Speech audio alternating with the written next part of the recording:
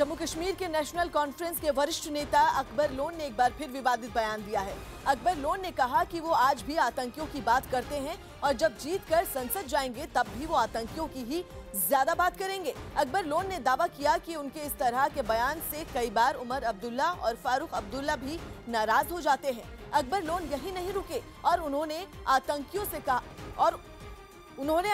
से कहा कि अगर उनके कार्यकर्ताओं को डराया गया तो बीजेपी वाले जीत जाएंगे।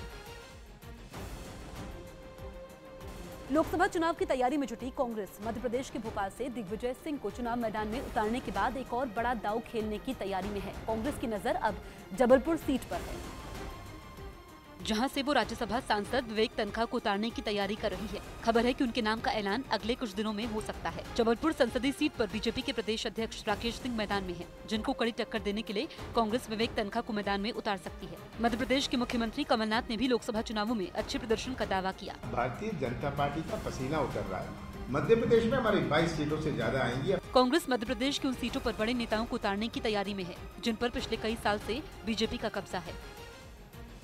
और ऐसी ही सभी सीटों को ध्यान में रखकर कांग्रेस उन पर मजबूत उम्मीदवारों को चुनावी मैदान में उतार रही है, ताकि बीजेपी के हाथ से उन सीटों को छीना जा सके। मध्य प्रदेश की 29 लोकसभा सीटों में 14 सीटें ऐसी हैं जिन पर पिछले कई साल से बीजेपी का कब्जा है।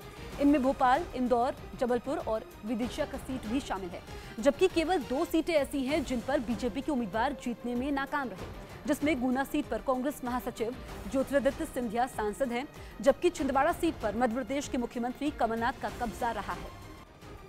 छत्तीसगढ़ के बिलासपुर रेलवे स्टेशन में आरपीएफ के एक सस्पेंड जवान ने जमकर हंगामा किया। बताया गया कि जवान को 6 महीने पहले ड्यूटी में लापरवाही बरतने की वजह से सस्पेंड किया गया था, लेकिन अभी तक उसकी बहाली नहीं हुई थी, जिससे परेशान होकर जवान सेना की वर्दी पहनकर और पीठ में तिरंगा फंसाकर वहां मौजूद आरपीएफ की चौकी में घुस गया। इस दौरान उसने अपने हाथ में एक तलवार भी ले रखी थी। इस दौरान जब वहां मौजूद एक पुलिस अधिकारी ने उसे रोकने की कोशिश की तो उसने पुलिस वाले पर तलवार तान दी और हमला करने की धमकी देने लगा।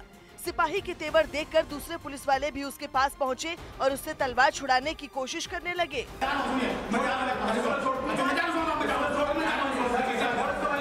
कुछ देर बाद सिपाही ने तलवार अपनी कमर में लगा ली, जिसके बाद पुलिस वालों ने उसे पकड़कर काबू में किया और फिर उसे काफी देर तक समझाने के बाद रेलवे स्टेशन से बाहर निकाल दिया।